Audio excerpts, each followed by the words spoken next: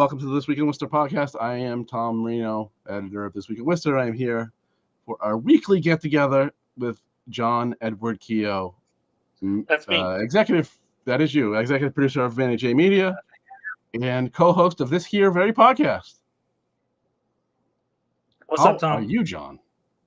You're I'm doing in a pretty dancing good. mood. Well, I'm happy because I'm in my sharing of the old podcast. I'm talking smack to you, but you can't really deal with it right now. You have to deal with it afterwards. So it's great. Okay. Yeah. So, first on the agenda is some folks got upset with us this week. Mostly Well, me. they weren't upset with me. You're the one who did the worldwide media tour. I didn't have to get anybody upset. Well, I mean, I thought it was an important story, although some people criticized me for being, I don't know, I don't really get what the criticism was. I guess I was being unfair to former city manager Michael Bryan. It's a story which is titled, it is on the homepage of This Week in Worcester. It is titled, Former City Manager's Firm Accused of Rent Price Fixing. The scope of the story is there are 34 property management companies, including Wynn Residential, which is part of Wynn Companies, that have been sued across 21 cases, along with a software company called RealPage, for allegedly antitrust violations. The accusations are that they are working together to or have worked together to create a price fixing or price setting mechanism, which of course is against the law and has been since the Sherman Acts of 1890. Illegal things. The unique part about this case is, normally when these price fixing scandals, they occur every now and again, right, in different industries. Usually it's the companies working together, or they're using an intermediary, a go-between, who is getting data, and basically, usually it works as in they come up with some sort of mechanism in which they set prices, obviously intended to drive the price up, right? In this case, the software company, again called RealPage, a Texas-based company, they were publicly traded and then were bought by a private equity firm and privatized. But they're collecting this data from big renters, and according to my research, they're setting prices, or they're gathering all this information, price information, and other specs about the properties that these companies are renting out. And that through an algorithm or in some sort of AI or whatever, the software company is then spitting back out data on what these companies should be charging to rent each property. This software is also recommended to some renters to keep properties off the market because it would be more profitable if they were to charge a higher price and not rent out all their stuff. It seems to me that holding stuff back is a small portion. It's not like they're not renting out half of their inventory or anything. But nonetheless, and the accusations, and the federal government has filed a brief in the civil case, pretty much siding with the plaintiffs, saying it's irrelevant if it's a person in the middle or if it's an algorithm in the middle. And one example I used in the case was from a former, I think it was an FTC chairperson, who said, if you take out the word algorithm and you put in the word Bob, then read what they're doing, and if Bob was doing it and it's crime, then one would think that if an algorithm is doing it, it's also a crime, right? So basically the accusation is these companies have agreed to submit their data to this company in exchange for getting pricing info back. Again, the allegations are these pricing suggestions from the software are widely adopted. They don't anymore, but once advertised it to these property management companies as outpace the market by 3 to 7%, or outperform the market by 3 to 7%. Well, how do you do that? You raise the prices 3 to 7%, right? And especially in the housing market we have across the country, but most acutely, here, worse than most other places. By some measure, all but 2 other places, this is the worst rental market in the country. the federal government's not happy about this, this potential means of what they're accusing is of price setting. Working together with people in the same business, what should be your competitors, and setting prices that's very, very illegal. Yeah. So, And I mean, I worked on the story a little bit with you. And, before we even get into the specific local criticism, this overall picture, I read Real Page put out like a press release, this week at some point, basically saying about all the articles that have been written about them, because this story is starting to bubble up all over the place, not just here in Worcester. And they're in the statement, they basically said that, hey, this is all our software does is suggest things to these people. The problem is these people are paying, each property management company. We haven't been able to find out what a building pays, so that's a little bit hard to figure out, but to pin down. But this software is in the tens of thousands of dollars. It's not like $5, right? It's a big time program that you have to pay a lot of money to have access to. So generally speaking, if you're going to spend five figures on anything, you're probably going to take those recommendations seriously.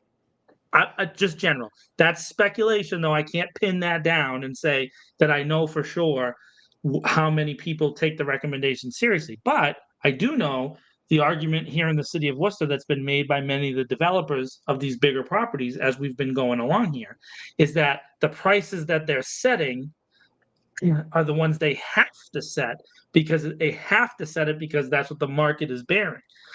So one of those things is not like the other. Right.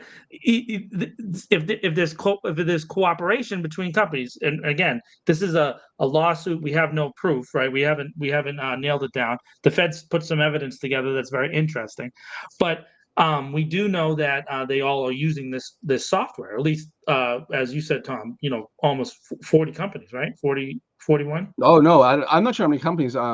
The 21 lawsuits, Yeah, a it's lot of 21 companies, lawsuits involving right. The companies named in the lawsuit are 34 companies. They're generally bigger right? developers or property management companies. Yeah. Yeah, so I mean And that's interesting. and yeah, the DOJ filed a brief in the case. So these cases have all, because they're so similar, right? There was like 2 in Massachusetts. I think there was like 6 in Washington, and there's a couple in DC. And I'm forgetting what the other ones, but there was a total of 21 from across the country. That's now been consolidated into one case. One was in Tennessee, because that's where or at least one, maybe 2 were in Tennessee. That's where all 21 of these cases have now been consolidated to one case. So it's basically getting turned into a class action type of case. And look, I mean, price fixing allegations in this market is newsworthy. The reason why, so I hadn't actually heard any of this until it was you that pointed out to me a couple weeks ago. The feds went into a real estate company that's one of the companies named in these lawsuits, served a search warrant on a real estate company, property management company that's based in Atlanta, and it's connected to this RealPage stuff, right? RealPage is the software company is the primary defendant in these cases, and then all these companies are named as co-defendants. And so locally here, I took at least a little bit of flack from some folks, because I kind of centered our piece, with the local angle around wind companies, and that our former city manager works at this company that's alleged to be engaging in these practices. And some people pointed out, look, this isn't something that he would decide. Like, he's not a technology person. He's not deciding what technology platform that they use. It's a big company, right? And I said, sure, but on their website, he's one of 3 people on the leadership team. He's obviously, a senior executive at this large company. And And when he does public speaking engagements for them, he's he's touted as this very important former city manager of the second largest city in New England. All his accolades are listed there. They seem to think that he's an important person. So if he's just a guy who got a job because he helped steer projects to the city of Worcester while he was city manager, I mean, that's a completely different thing, right? or maybe he's an actual important person. This doesn't even get to the question of the people questioning you, and then and by extension, because this was a story we worked on together, but me, that we can't question this person because he's a locally important guy, right? But why don't you first start off with how did he get this job? Why did he get this job? And just think about it in general. As city manager, he didn't have real estate experience, right? So then why would he get hired by a local real estate development company to be maybe not that important? I don't know. I'm not 100% sure. I mean, I would to nutshell all this, right, with it related to him, I would put it this way. He was city manager here for 10 years, 2004, 2014. He roughly 10 years. Yep. I don't know if it was less than 10 years or if he passed his 10-year anniversary, but it was roughly 10 years. During that time, wind companies did 2 projects here. They did the canal lofts and they did the Volk lofts were being developed. It was under construction, I believe, when he chose to leave. He announced in November 2013 that he was leaving in January to join wind companies. Former City Councilor Barbara Haller told the then Go Local at the time, because it was I wasn't anywhere near as paying attention to city politics and city news and whatever closely then as I am now. So I'm just going by what I read. Councilor Haller said all kinds of nice things about what a great job that he had done, although they disagreed on some stuff. She gave him plenty of credit. But she also said that she was surprised that he was going to win because their stock and trade is affordable housing. And she said in the exactly how Go Local quoted her was, and affordable housing was not something for which O'Brien, quote, something for which O'Brien, quote, never had a particular craving, was how she worded it. So which, by the way, she would know because what district was she in, Barbara? 4. District 4, right? A place that has been in many places kind of left behind in the development of the city. But at that time in particular, she was pushing for some larger properties to be invested in down there. It was one of the things. In fact, if you go down Main Street, her sign is still on one of those buildings. You can see yeah, she passed away. We can't ask her about it, unfortunately. She passed away a few years ago. So I would just again, I didn't do a very good job not shelling it. So if we're going to believe former Councilor Haller, he didn't have a lot of interest in affordable housing. So he was city manager here. They did 2 projects here while he was city manager. One was ongoing when he left. He went to work for them. He's now back here in Worcester doing ribbon cuttings next to our current city manager, who has described Mr. O'Brien as his mentor. That's worth scrutiny on its own. It is. It is. I mean, it opens up a lot of questions. I'm certainly not saying anybody did anything wrong. I said it's worth scrutiny. Sorry. Right. I don't even. So here's the thing about these big companies and some of these decision makers. I don't know necessarily that there's a Clarence Beeks involved in this. You know who Clarence Beeks is? He's the character from Trading Places that snuck the frozen concentrated orange juice, documents back to the old guys, and they allowed them to corner the market, right, of the frozen concentrated orange juice, which is a great joke. Trading Places, go see it. It's an old movie, but still a pretty funny movie. Anyways, this guy was like a bad dude, right? He was, sticking people up and, moving around in the shadows, sleuthing around. We're not saying that. What happens is, I think, is that these companies are so focused on profits that they're going to do anything that gets them those percentages, right? So if a company offered them 3 to 7%, it doesn't seem like a lot, but 3 to 7% on millions of potential apartments could be a lot of money. And so I understand. And now we're talking about 4 million apartments spread over 34 companies. So it's not just they're divided up. And Greystar is the biggest property management company in the world, right? Basically, in the world, from everything I can tell. Yeah, I mean, I've seen them credited as the biggest in the world, and by a bunch of sources. So 3% on their bottom line is a lot of money. And so I understand that they would probably invest in something that they said. So they might not even look into the implications of what it's doing. They might just say, "Oh, this is going to give us 3% more on $1 billion. Okay, we'll take it." I mean, it may be just that. The problem is that if that was a person, it's illegal. That's really what we're saying, is that this software can't replace the Clarence Beaks and make it legal. The software itself, the act of contributing information, even if you do it in a blind, right? Which is kind of what the arguments. I read through some of the lawsuit consolidation, and almost every response that you can see in there is the company said, "Well, we just paid for the software. We didn't know that they were submitting it to these other people," and so that doesn't mean that you didn't break the law. You can unknowingly break the law as a corporation, which is Oh, sure. interesting. Yeah, oh yeah, absolutely. You can I'm, unknowingly I'm break the actually law. not sure though. I'm not sure if this particular law that Yeah, they need to demonstrate that they intently culpability, took right? part in this. I really don't know. I really don't know. Right, but so that's why I think they named the RealPage as the primary defendant, because I think what the feds are saying is RealPage knows what it's doing, and then there's some potential litigation damages that could happen to the other major companies. Well, right. That's I what mean, I think the essentially, feds are. I think the argument is that Yeah. these companies, by submitting this data to the company, um, and they're doing that for a reason, to get something back, right? They're not just giving it to them Right. out of the kindness of the heart. So they're engaging in. I mean, I don't know if that this is the right legal wording, but they're essentially engaging in a quid pro quo. They're providing this data to get aggregated data back.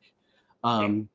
And if you're doing that and you're raising, as the company wants, the thing is, it's very difficult to demonstrate if or how this had an effect. Yeah. But if you're essentially, the allegation is they're price setting for 4.5 million units across the country. No, that's not the whole market. But you don't have to raise. You don't have to mess with prices for the whole market as a whole. You don't have to control the whole market to mess with prices, right? All If you you're need just is putting to upward make a pressure, difference. and according to some of the filings in these lawsuits, they're putting unnatural upward pressure, right? It's manufactured upward pressure. It's not the market's creating that pressure, right? And And of that's the course, source of it. what the other little edging of the controversy is that we've moved from an economy that was kind of really there was really for many years, other than big cities, only really two forms of housing, right? You had single families, and then you had some version of a triple decker. In other states, maybe they had four apartments, but we're talking about like major sixes. And then if you went to Boston or New York or Chicago or LA, then you have these major developments. And then the rest of the people were kind of stuck into public housing, and public housing was often considered, at least when I was growing up, to be lesser quality. And I grew up in some of the projects, and there was no, for example, the Curtis apartments that they just tore down in Great Brook Valley. Those buildings didn't have air conditioning in 2024. I mean, central air is like a normal thing now when you build a big apartment building like that. But back then, those were World War II, post World War II housing. All those public works projects that initially were for soldiers coming home from the war, and then eventually transitioned into poor and low income housing. Um, that's an even bigger conversation for us to happen Yeah, about yeah, why yeah. that. But anyways, what I'm saying is that the primary way that now we house people that are like emerging adults, young professionals, small families, are these apartments in these bigger complexes. That's like the only way to gain units now, it seems, in a major way, right? So, because like the ADU thing that Manny and I covered, that they're talking about, that's not going to be 10,000 units in the city of Worcester. It's going to be like 100, right? It's not. So, an If 100 that. units is not going to affect a city of 220,000. That's not the problem. That's not even what we're even trying to talk about here.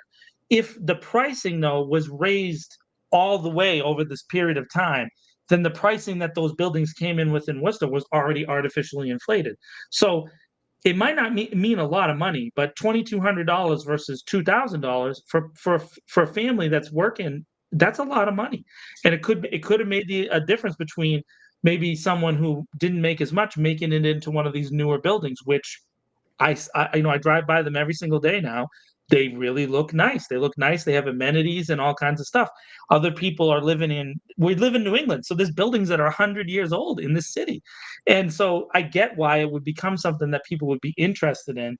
But the pushback is from that, in my opinion, that general attitude that you can't ever question anything that goes on here. And I'm not in that boat. I think that we should look into this. I think that's our job in the press, in the media, is to ask these kind of questions like, hey, this is weird. And by the way, those texters that were texting you during Hank Stoltz's show the other day, or on Twitter or whatever, they were like talking to him. I immediately look at those folks and I say, that makes me feel like there is something to it. Right. Now, there's no proof there. I can't say that as a fact. And you've tried to build this newspaper as a fact-based place, right? Which is great. But it makes me suspicious. That's immediately when you feel pushback like that, I get suspicious. And so it makes me want to look into it even more. And we are. Oh This yeah, isn't all. yeah. I don't know that I mean, so I'm not as cynical on that. I just it's probably people that in You're my way view, it's nicer. probably people that know Mr. O'Brien, or or appreciated his service here as city manager or whatever, right? But I do disagree wholeheartedly that I did something either wrong You didn't. or unethical or unfair. That I was unfair to him. And Look, just the so you story. know, just I was going to say, for anybody who's watching and listening, I reached out to the former city manager O'Brien directly, and I can show anybody who wants to see the text messages. I reached out to him directly. I saved the messages, and so if someone has a problem with that, I will happily screenshot and share them the information. And he did not respond, and I didn't necessarily expect him to respond because it's not like we're buddies. We're hanging out on the street. Right. But I did reach out in the one way that I know how, and that was it. And I have a pretty extensive network. This story came from a friend of mine who works at the Hartford Current. I'm going to leave the person nameless, but they're working on something similar down there. And there's another story coming out in Providence because there's a lot of these kind of mid-sized cities where this is an issue. Hartford being one of them, Providence being another one, where hey, all these companies are pretty much the same company. By the way, Greystar has properties in Hartford and properties in Providence. They're a major company, and if they're somehow manipulating all these markets, it's affecting a lot of people. And so, it's a good story to at least, if they didn't do it on purpose, at least this brings it out into the public light, and we can ask them to change those things, which is I really think what the lawsuit is about. But as you said, there's some rumblings about it becoming a criminal indictment, which I don't know if that's been confirmed yet or not. That the feds are Yeah, looking yeah, towards and criminal. it's I mean, the investigation is centered on RealPage. My assumption is that, or at least I think what was reported was that it was the DOJ has a criminal inquiry or a criminal investigation into RealPage. I don't know about any of the real estate And if companies. that's the case, then they're looking at real collusion. Which, by the way, this is very rare that they even do this investigation. This is But not a yeah, normal. Very rare. And not only that, it's a multi. So what people don't know about the federal government, Tom talked about the case being consolidated in Tennessee.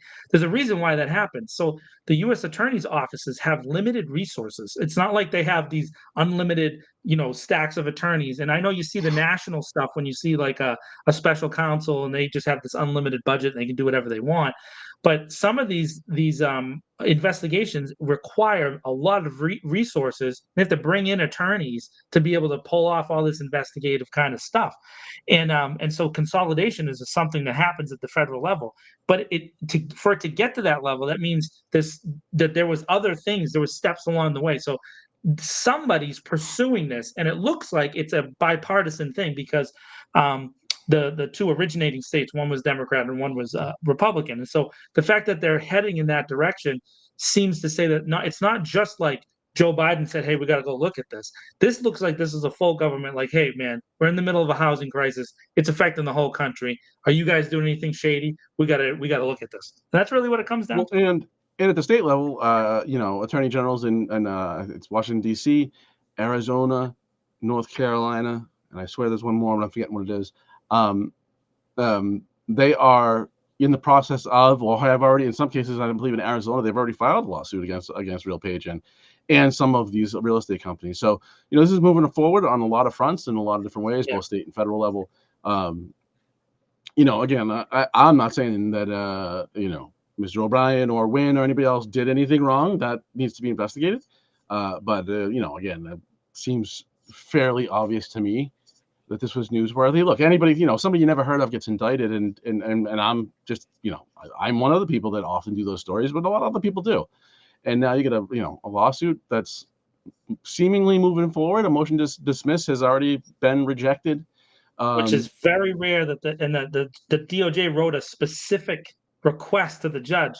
Don't dismiss this. That's not a normal. These are not standard practice things here. Well, It usually means that the Department of Justice is telling the judge there's more to come, and we yeah, would like yeah, and we would like to present so more to come.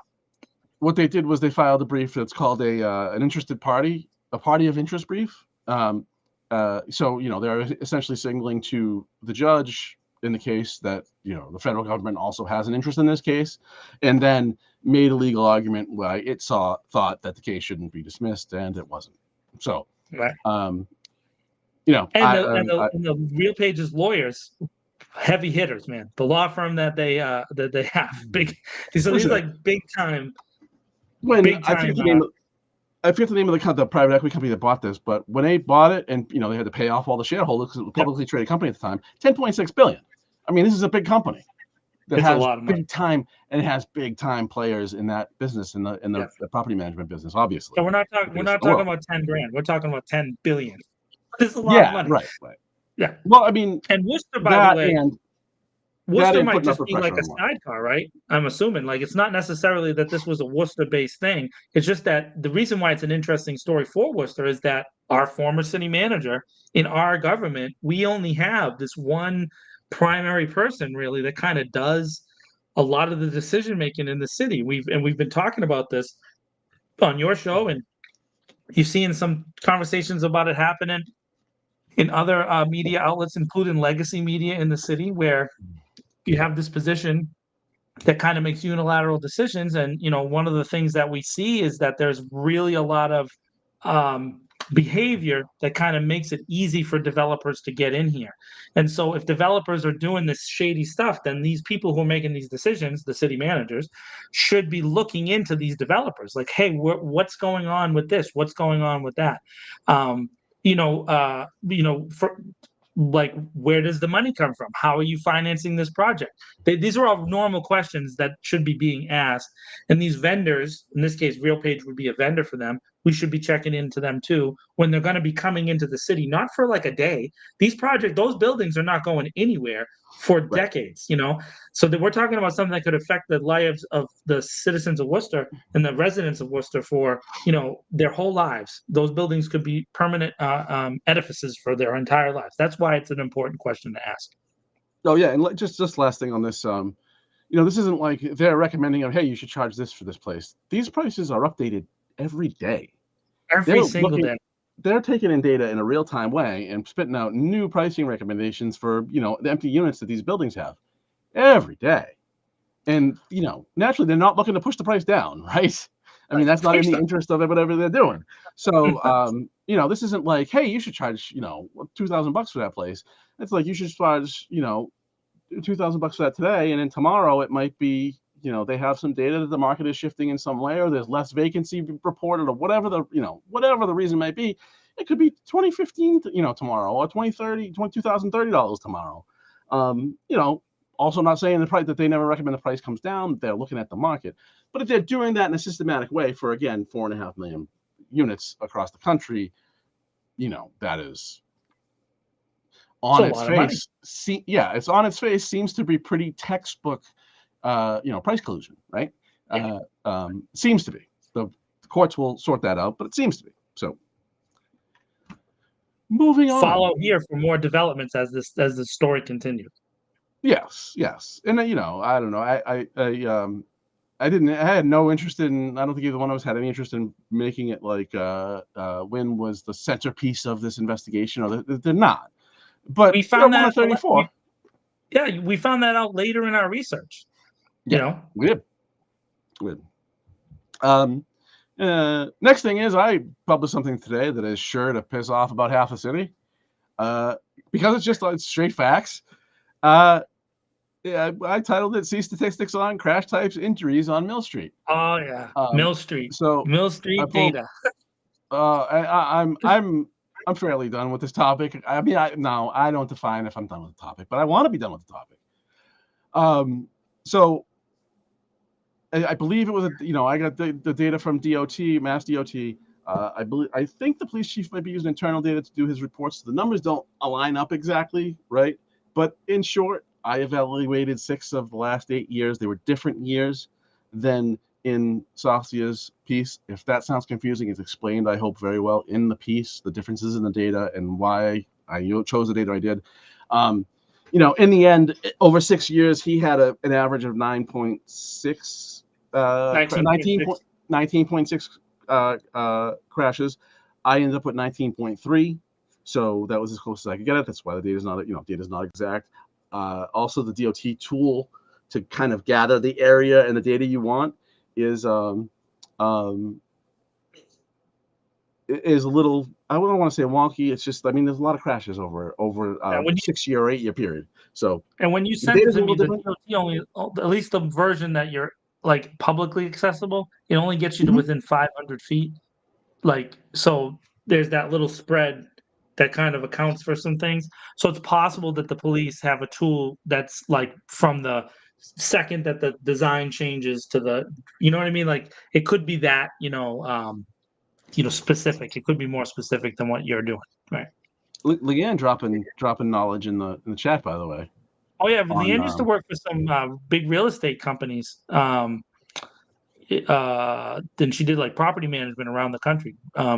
So she knows stuff about that. I recall payments. Yeah, I mean, RealPage has significant market penetration. That's for sure. And I know This pricing module isn't their only thing. Giselle Giselle's got something Rivera, too, yeah. she also mentioned a comment somewhere, same thing. She did the same thing, and there was similar working with RealPage. And Yardi, which is a program I know that Leanne was using at one of the jobs or the jobs that she still works at now. She works part-time for Saxon Partners, which is another management firm. Mm. Yeah, Yardi, I think, is a competitor to RealPage. I don't know if they're doing the price. I don't know. I don't know much about them because I was looking at RealPage. All right, so back to this. Sorry, I didn't see the comment right away. So the Mill Street stuff. So I broke down 6 of the last 8 years. They got a very similar crash per year as did interim chief Saucier. I'm not sure what his data was. If he used this data, if he used internal data, I'm not sure. I found what I found and I presented it. It's also interesting that he to the day that he was presenting that data, he had it up to June 12th, right? Well, I did it to June 20th, and that added two more crashes to last year. So it was actually, now it is, if you go to June 20th, it is now 22 last year, 20 this year. All of them, in short, all the numbers are relatively close. There's some outliers. It is true that in the last 8 years, there has only been one fatality, and that came in February of this year. Yeah. However, the differences in uh, um, serious injuries and minor injuries and all that stuff is, there's some deviation in it, but there's nothing that really sticks out. One thing that does, and I also don't mean to downplay the fatality. I understand that I didn't know the man, but I've heard from a lot of people that do, and we certainly send condolences to his family. We don't mean to downplay it as only one fatality, just citing the statistics.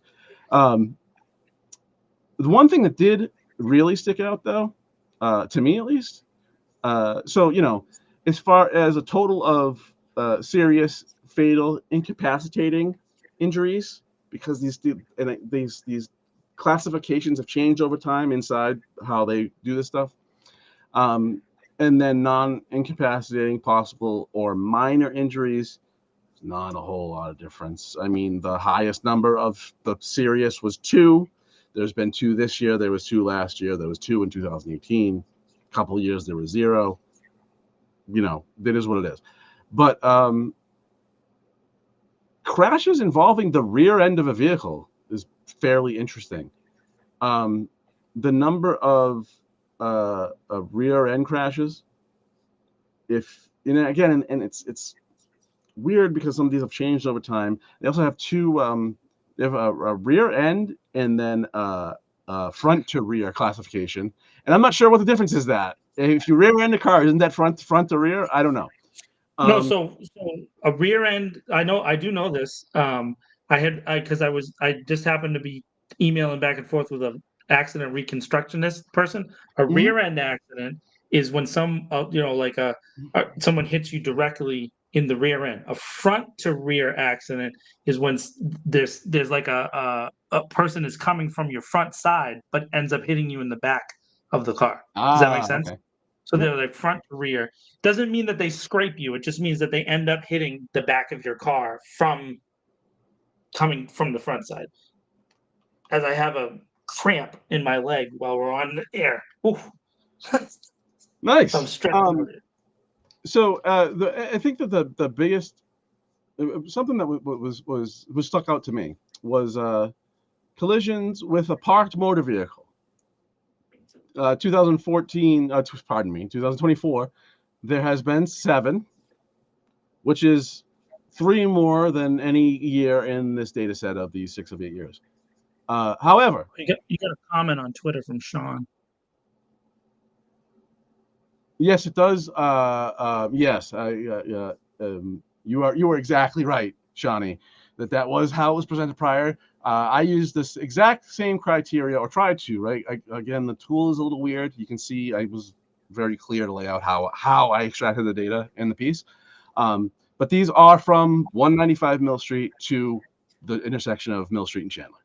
So it does not include that like bottom section where we're not talking about where this stuff was, where the new bike lanes and the controversy is. It is from 195 to the end of Mill Street intersection of Chandler. So there was 7 collisions with a parked car, which is like 3 more than we have had in the years considered here in this data set.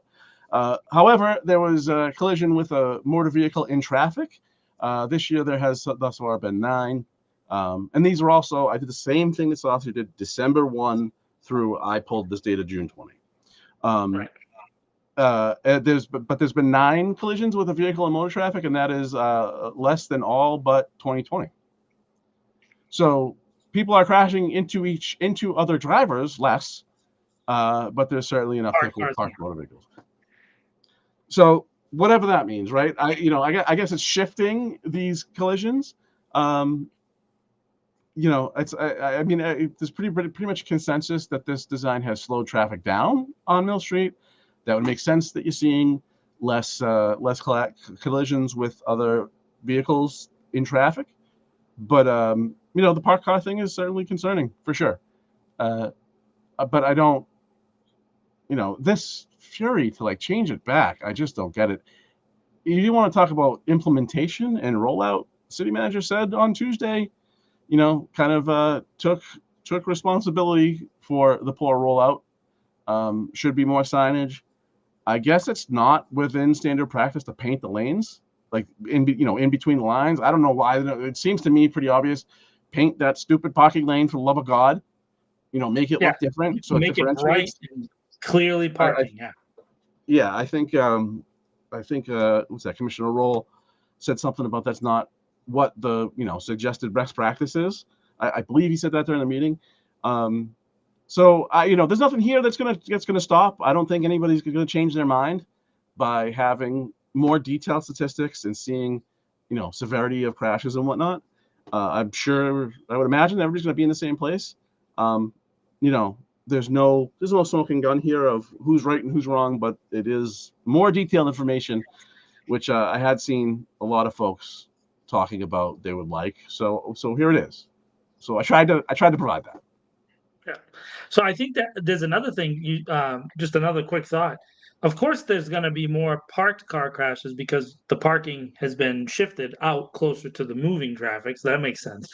And then the fact that it's down less, there's less. There's not 2 lanes of traffic, right? There's not two side by side. So I'm assuming that if you really went into the data and like looked up each detail of every crash, you might find some more side by side bangers where Mill Street used to have the double lanes of traffic.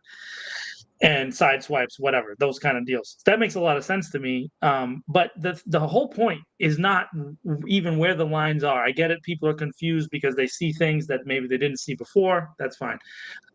It's just that the whole point was to reduce the speed on something that is literally has been known for years as the Mill Street Speedway.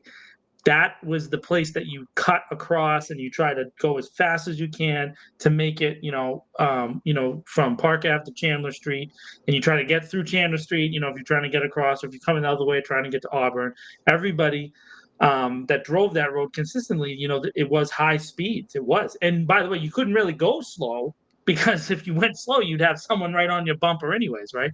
So, I I got into this back and forth with different people online about how whether or not the signage thing changes it or whatever. Signage doesn't change people's speeding behavior. We have decades of data about that. Whether you change the speed limit or not, that doesn't change it. What does though is street design that's designed to change behavior. And in this case, we've gotten the result that we kind of all have wanted, which was slower speeds. And slower speeds leads to less people getting hurt. Now, we did have the one person that passed away. And in that case, it's really sad that that happened. But, that was also a parked car crash, right? The person crashed into the back of a parked car, or I'm not exactly sure the exact direction, but going a relatively high speed. And it was at night. It was a difficult case. He was an older guy, so I don't know the details of it. I don't want to downplay someone passing away, but the fact is that slower speeds was the goal, and eventually we want to have no fatalities, and the way you get that is slower speeds. So, speed suggestions. I like that. Yeah, I mean, and Shawnee's pro, just turn it into Chaos Road. He says remove Remove the the sidewalks, remove sidewalk. the islands, no lights, no signs, no speed limits, no lines, Chaos Chaos. Street. Love it. Let's not do that, but I love the suggestion. Yeah, that's a great suggestion. Yeah, look. Anybody that's lived in the city any amount of time and has spent any time going up Mill Street on a regular basis, maybe not so much during the day. There's a little bit more traffic during the day, but I mean, at night, you come around the pond and you hammer it because it's wide open. It's just begging for you to put it to the floor. And you can be, if there is, moderate traffic, right? It's not causing traffic to slow. It's just some traffic there. You can look down and be to June Street from the pond and you'd be doing 60 and not even know because everybody else is doing 60 because it's wide Yeah. open. And that's, I was actually surprised to find that there hadn't been other fatalities there at all in the last 8 years besides this one in February. Right. Because but I mean, there's also a section in the story about quote unquote vulnerable users, right? People that are walking or riding a bike or whatever. According to the data I looked at, there hasn't been a ton of crashes with pedestrians or bike riders, but nonetheless, I mean, I hate to advocate solving a problem that isn't there, but I mean, again, going 60 on Mill Street wasn't a thing that was uncommon. It just wasn't.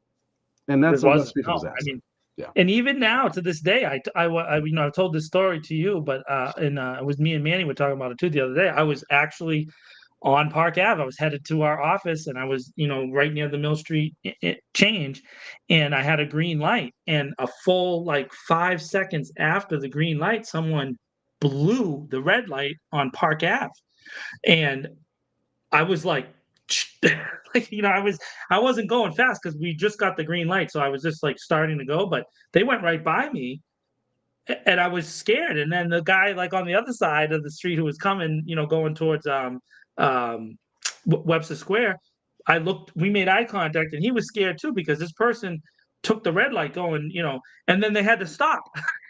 That was the thing that was crazy. It's like there's only about 1,000 feet, and then you get into the design, and it's not like a huge amount of space. So even still to this day, people fly across that intersection.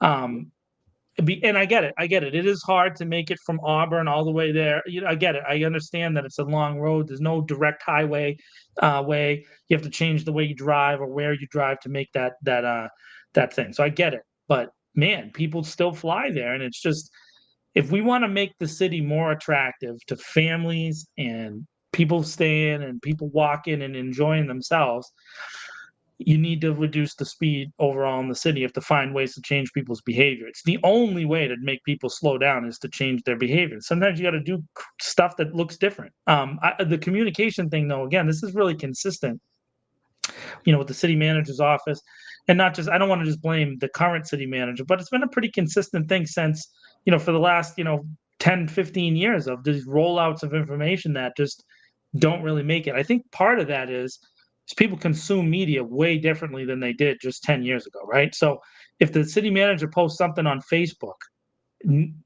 no one's reading that except for you and me, because we're media wonks, and so we check it out. But and then some people that are like highly visible community advocates, they'll read that stuff, they'll be engaged in it. But very rarely do regular people stop on Facebook and read whatever the city of Worcester put out, or on Instagram or LinkedIn or whatever.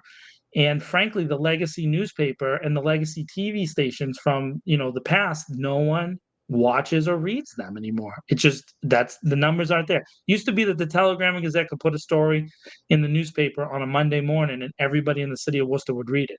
But it's not like that anymore. And it hasn't been for years. And so communication has changed. And so they need to change the way communication is getting out to people, because this was not communicated well, the whole process. So Well, but even that, I mean, just as there was a lack of signage up there. yeah. Again, it seems patently obvious to me to paint that parking lane like red or something, so you just can't not distinguish it. But I guess that's not the thing that they do. That's not a city thing. I think it's a state thing, from what I understand from what the commissioner said last week. But there's a lack of signage up there. They're talking about maybe they're going to put a speed limit. The one that displays your speed there. So hey, you idiot, you're speeding. I mean, that's a good Yeah. idea. You're gonna put those flex poles in. But those My are on question is, order. when you see those when you see those blinking lights telling you how much you're going, do you slow down? Do you? I mean, so I've actually, not that I travel out of state a whole bunch, but you don't have to go very far. If you go to Rhode Island, they have automated ticketing, and so you slow Oh, down for those, because I mean that's telling I'll you be right honest with there. you, when I use GPS a lot to get to different places. When GPS tells me that there's a speed trap, I slow down. Yeah, Always. yeah, And when I see the little red line, that's like I'm going into some place that's like heavy traffic or something, I slow down. So I mean, I think it's good that we're getting people information to get them to slow down. Just slow down. yeah. Or hey, leave early. Leave And early. so that piece with the stats is on the site. I'm looking at it right now, and it looks like I might have to do some changes to the. If you're looking at it on mobile, looks like some of the data, some of the tables are running over. I will fix that as soon as we're done here. Nice. Other thing we want to talk about is the forthcoming city manager's evaluation. Yeah, Uh, Tuesday. Tuesday, he's got to evaluate uh, himself. yeah, I mean, I didn't read a self-evaluation.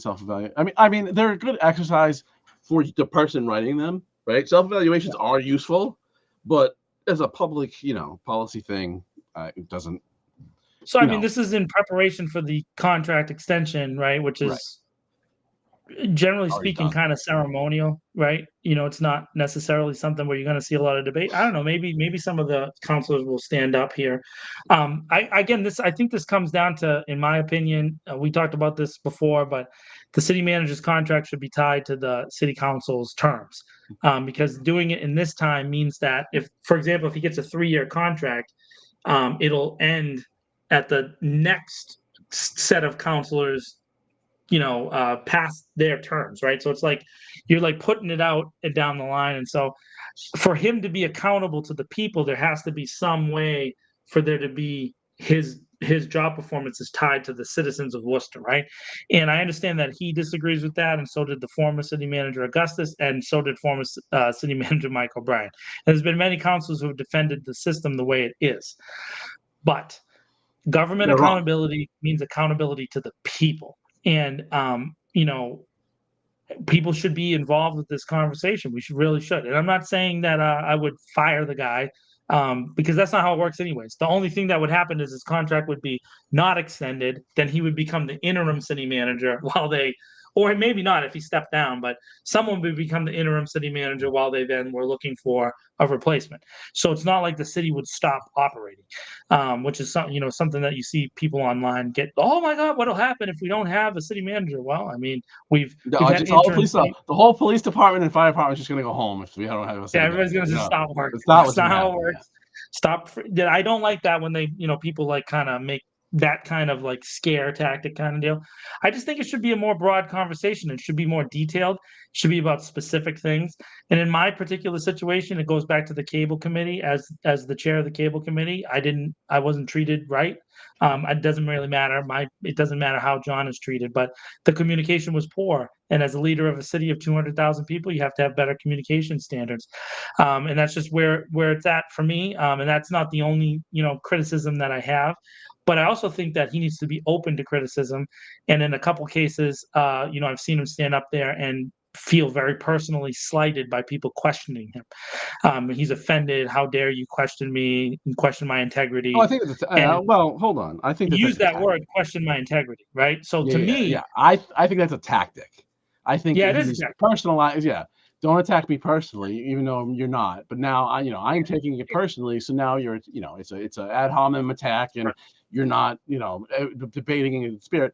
Look, the last administration was hypersensitive to anything negative. Yeah, any criticism at all.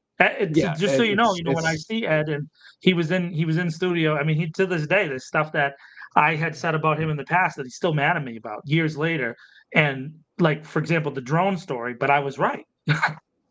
Like I said that to him directly. It's like, yeah, but you were meeting for 4 years secretly, and I proved it, and that was it. That's the whole thing. And then he's mad that I proved that. It's like, but you lied. What do you want me to do, dude? It is what it is, and it's not my fault. And he said, well, I didn't lie. I described it in a different way. Okay, you described it in a different way. Fine. Okay, well, I described it the truthful way. Yeah. I just described it the truthful way, and you described it in whatever. But so the point is that there's this sensitivity from officials, and there shouldn't be. You should be like, if you're taking a public role, you should feel like you should be questioned, and people should be able to say, hey, what's going on with this? What's going on with that?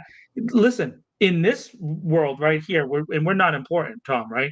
People question things. I mean, I get hammered online, you know what I mean? Like, there's some people in the city of Worcester that will hold no punches if you say the wrong thing in a Facebook comment post, right?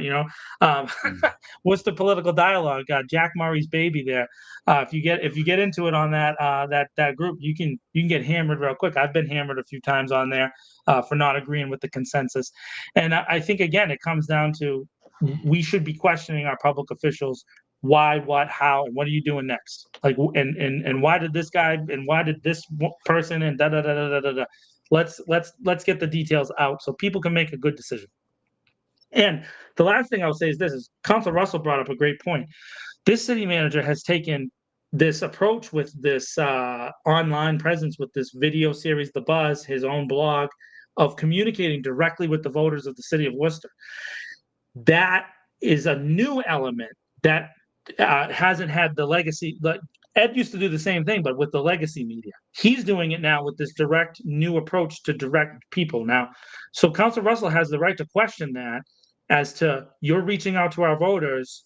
We now have the right to question you, but you're not a person who's voted in. You're given a contract. So that's opening the door for people to be more and more critical of them. The more public persona you take, the more people are going to come after you, and you can't take it personal. You really can't. Yeah, and another thing, I think we're kind of referring to the same thing. Russell, during the budget meetings, was pointed out that they had what seemed like a lot of marketing people in the city manager's office, and he said, if you're trying to get the word out, this is paraphrasing Council Russell, if you're trying to get the word out about things, trying to communicate with the public, that's fine.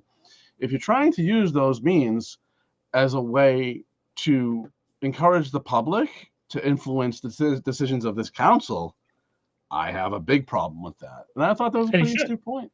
Yeah. It's a great point. And just a quick sidebar, and this is a little in the weeds, but given the experience that the Cable Commission members had on trying to file a petition and it being rejected, I found it interesting. Now, of course, we've been through all that. You tried to put in a petition while you were a member of the Cable Commission. It ended up the solicitor made a decision that it was out of order because you were on a commission and you can't petition the council. It was a very convoluted, and then I thought it was a reach of an interpretation. But in my personal opinion, maybe I'm wrong. I'm not a lawyer, but it was just my opinion that I thought he was kind of reaching to not Shut me down. put. He just didn't want to hear from me. Yeah, I get it. Well, I think that maybe, but I think it was more not putting counselors in a position where that's a tough vote. Trying to protect them from a tough vote. That's is more what I thought it was. Are you going to vote for the vast majority of people? Are you going to vote with Charter Spectrum? That's a death knell in the city. Or are you going to vote against the city manager? It's a tough vote, right? Yeah. So I think that was more the motivation there. But got very legally very quickly when he didn't want when he was making an argument to keep your petition off the ballot. Yet there's an order last week from about Mill Street and changing it back, and it was like a 4-part with Christian King and Councilor King, Councilor Bergman, I think were co-sponsors of that order. It was ended up being rejected. They're going to wait. They're going to get it fully implemented. Wait 6 months and see what the data looks like. Was essentially the decision they made. But the 4th part of that order was and send future road designs to the appropriate city council committee for, quote, and I quote, public hearings. Well, if you read our city charter, which I think is one of the worst documents ever written, by the way, but nonetheless, it is solid. It is the law of this. It is not a fun read, nor is it solid. Come on, I love reading the charter. It is not fun because I just get so mad. Like, this is why. But as ridiculous as this is, the powers for city council to have public hearings are specifically delegated. They are by request of the city manager in the event of he can request a hearing before they vote to terminate them, basically. They can have hearings related to the budget, and they can have hearings. Well, I'm forgetting one, and there's two issues related to area councils, which has never been it's never happened, right? It's a part of the thing that's just never been utilized. I forget what the third one is this minute, so apologize. But the point is that this is specifically delegated powers. They're allocated in specific situations, and there is no other language that says you can, have your own hearings. And the hearing being a legal proceeding, right? Right. How does that get on the agenda if they don't have the power to have such a hearing? Well, Tom, sometimes people are given the opportunity to do things, maybe because they think that there should be like a public statement or something. And this vote on this design, it seemed like city solicitor allowed the councilors to get on the record about it, because I think that in my opinion, it was the kind of what was going to happen was telegraphed. I think we saw that it wasn't going to happen, that it was going to get turned back. And so I think that, and then the city manager came out with a statement immediately afterwards saying there's more changes to come and this things, which, by the way, we knew because that's how the communication was, that this was only stage 1. So to me, that vote was very much ceremonial, but illegal. Well, it was illegal. I mean, it didn't end up passing, so I guess it's no harm, no foul. But I just I find it curious that it gets on the ballot. Very I mean, this is the can of worms that they open now, though, with your Yeah, I mean, so now let's scrutinize them all. Yeah, we got to look at every single thing. Yeah. And we're running out of time. We don't even get into the fun thing. Dang.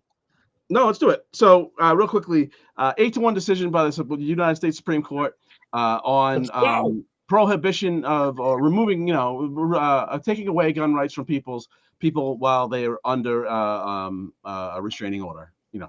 That the different kinds in different states, but whatever.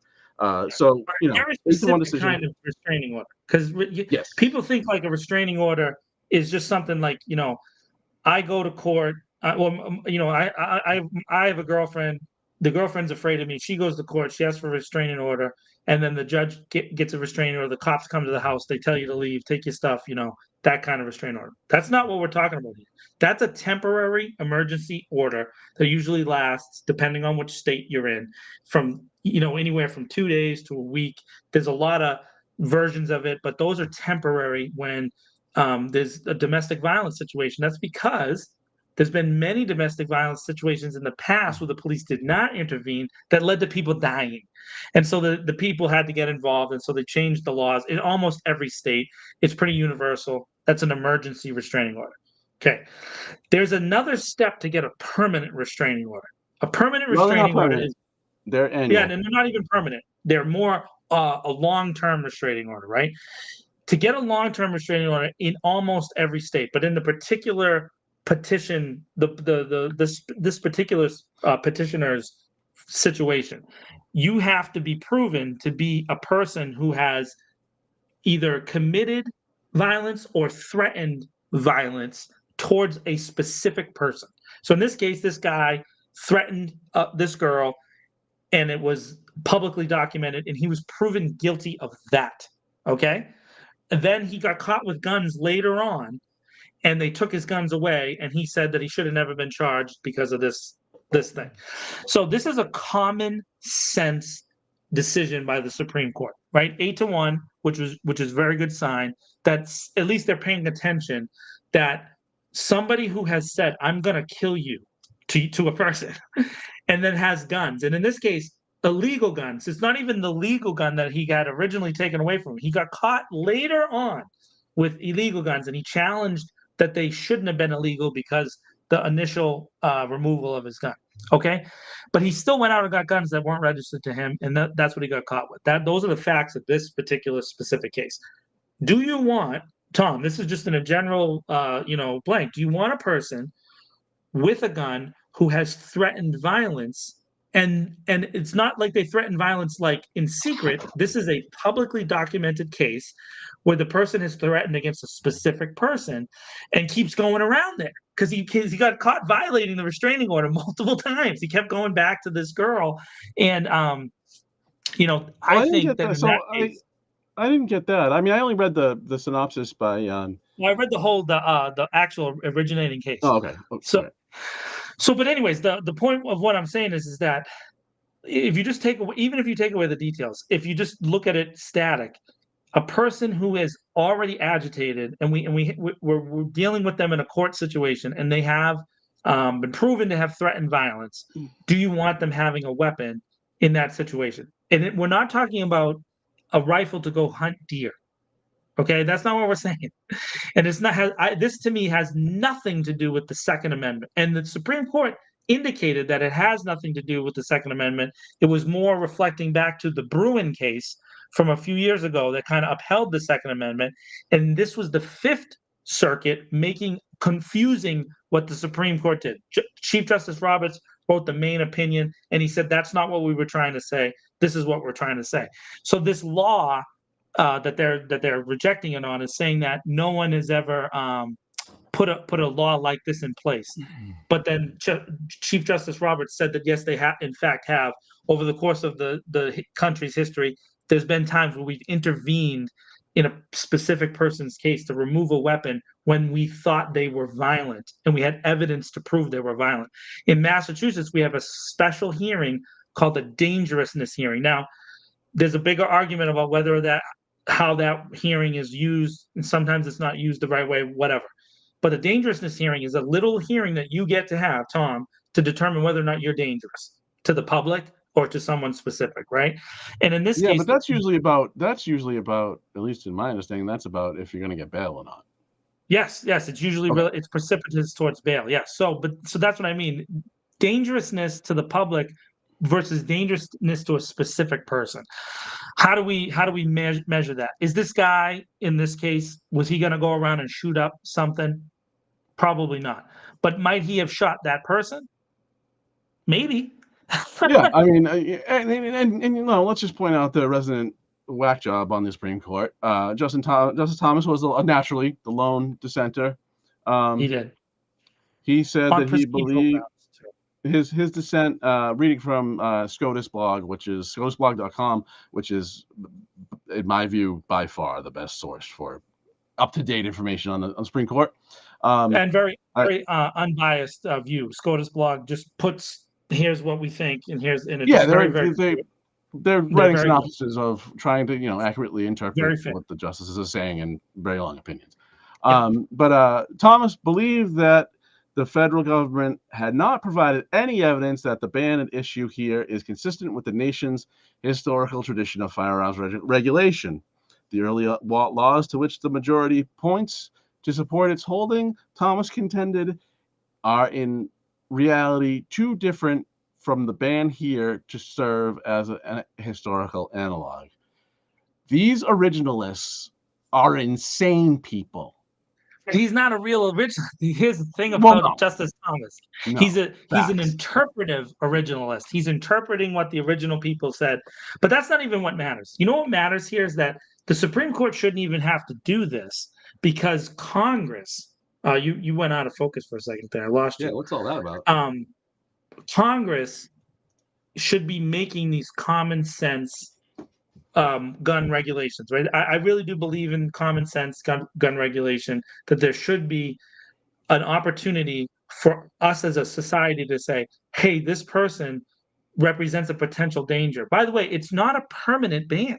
If you go read the actual law at issue, it's not a permanent ban. It's a ban that the person can't possess the weapon during the course of the restraining order. And they had, if you read the full case, which, if you're really bored and you want to read hundreds of pages of litigation, you can. But I read it because I wanted to.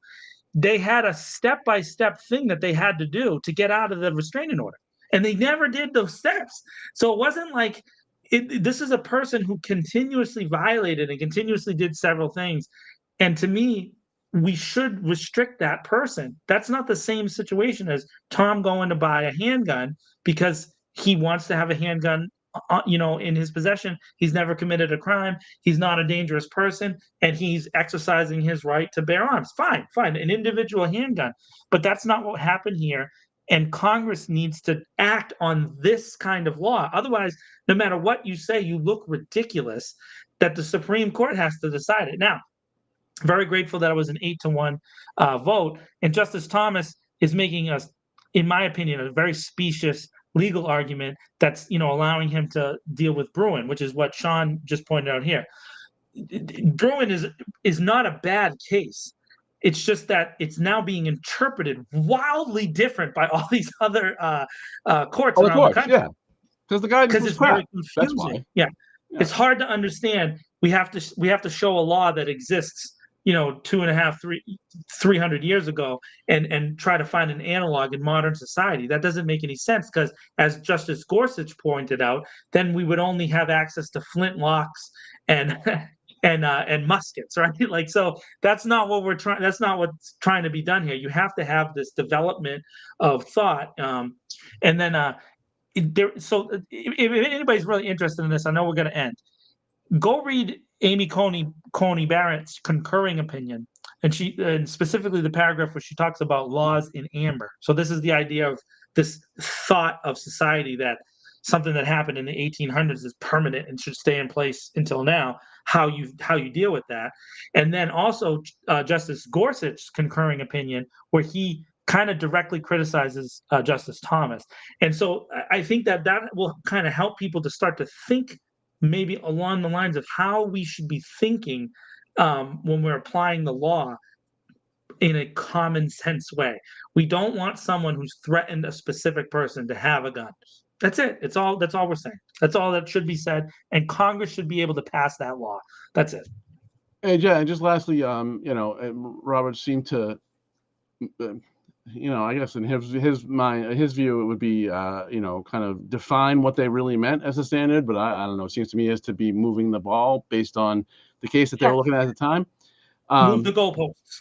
Yeah, but he said this came out of the Fifth Circuit, and he said, the Court of Appeals interpreted Bruin to require a historical twin rather than what they meant, which was a historical analog. So then you're into interpretation of what is an analogous, right? And then all that's going to do now is make a bunch of judges around the country who think that they're legal scholars try to interpret analog now, because now they're going to go, oh, Chief Justice Roberts wrote the main opinion, and now we're going to have to go. And that's what happens, by the way. People, if you're watching courts, sometimes a judge will say, well, who wrote the opinion? And then they're going to interpret the opinion. By the way, if anybody's ever bored, go and read. There's a book of Antonin Scalia's dissents, right? Of just the dissents that he wrote, because he used to write these ridiculous long dissents. Oh, And some of them are gold.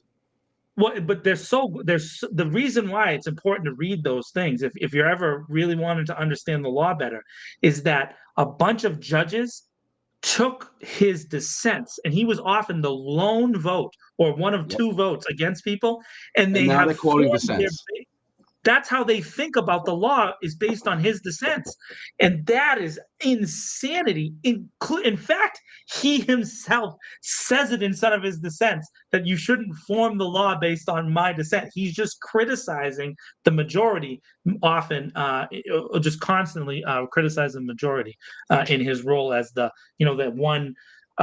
He used to call himself the lone originalist. He used to criticize Justice Thomas all the time for being a liberal. Yeah, and the other gold thing to find in if you're looking for a laugh and yes, there are laughs in Supreme Court cases, believe it or not. Love it. Justice Sonia Sotomayor, I know some people love her, some people hate her. That's not the point. I mean, she is just railing, because basically she's every case that turns out partisan, which isn't every case. They agree on some stuff, and there's some weird, as far as who concurs and who dissents and decisions. There's definitely cases where it's, you look at the who at both sides and you go, how did those people agree on stuff, and how did they, or not agree on stuff. But in general, especially gun cases, some of the reproductive rights cases and whatnot. I mean, she is just swinging away. And yeah, she's a good writer, so she just right. comes at him, She actually hammers Elena Kagan often too. She's very critical of her peers, including her so-called liberal peers, right? So she's very critical. So as I said, I haven't read this case yet, but SCOTUS blog said that Sotomayor and Kagan wrote a joint dissent where they pretty much went after Bruin all over again, and then went off to Thomas. So I might have to go and read that one.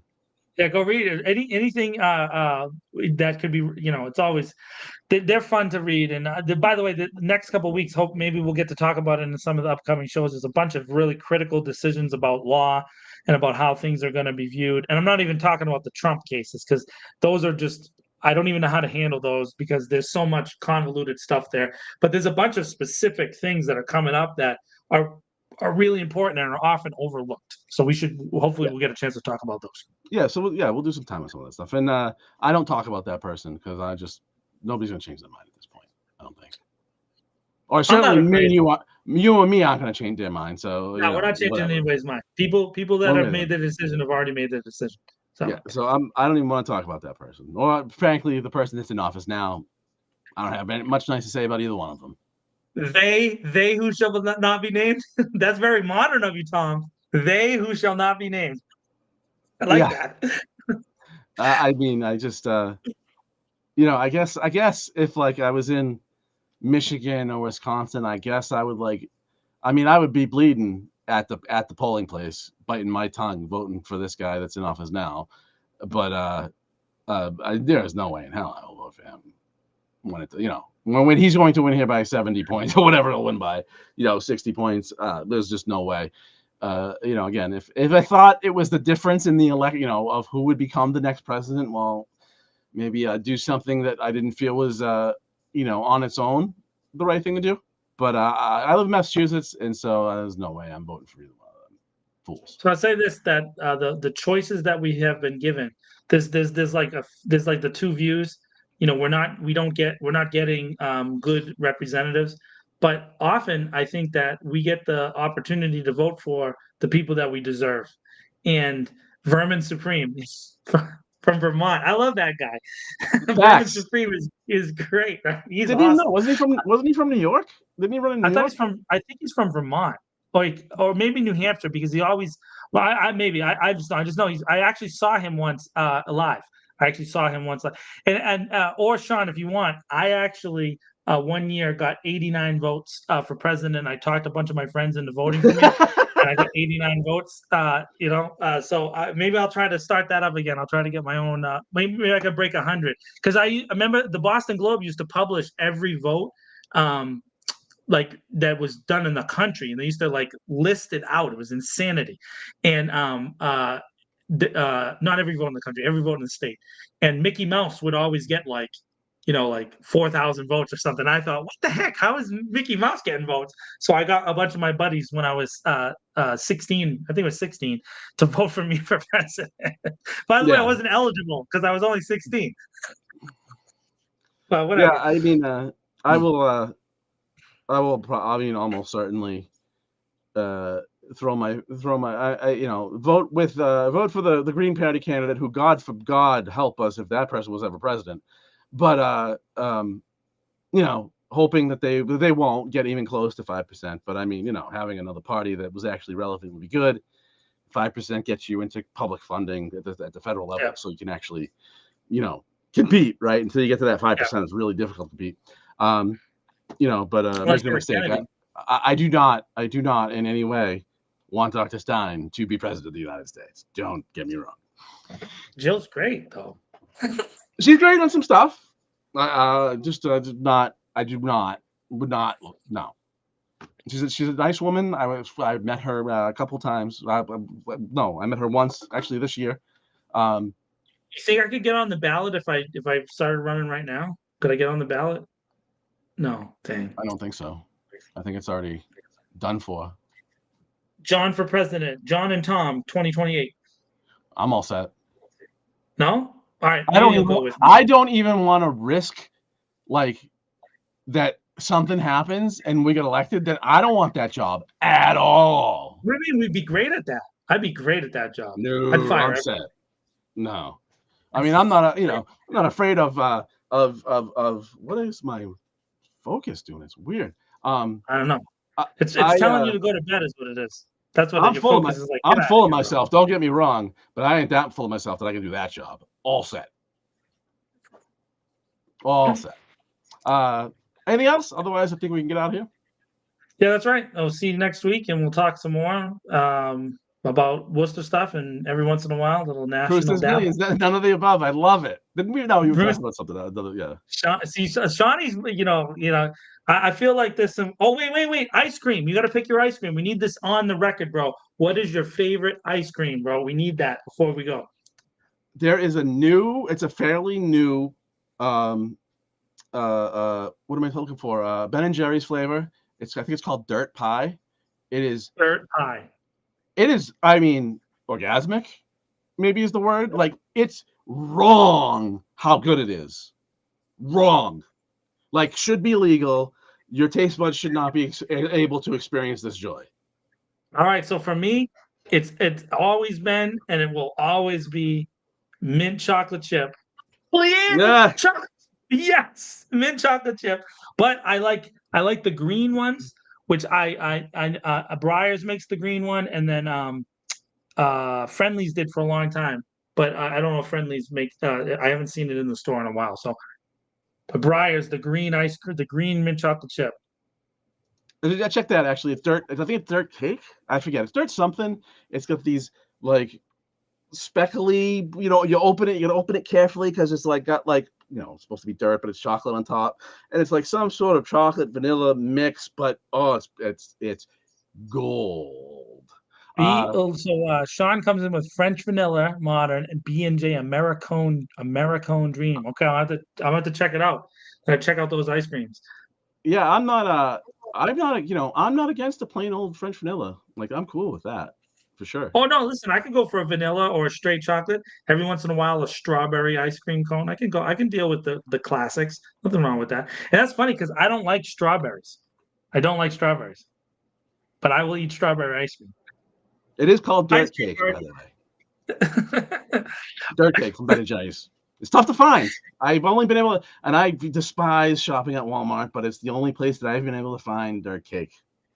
All right, so dirt cake. We'll keep an eye out on that. So, by the way, Ben and Jerry's, if you'd like to sponsor This Week in Worcester's podcast, we are taking sponsors. You can reach out to me or Tom or anybody, and we'll figure it out. We'll get it done. Thank you to Shawnee and Leanne for some comments, for some comment love. And we'll try to screw it up less next week. This week in Worcester. Out. Out. See you, buddy.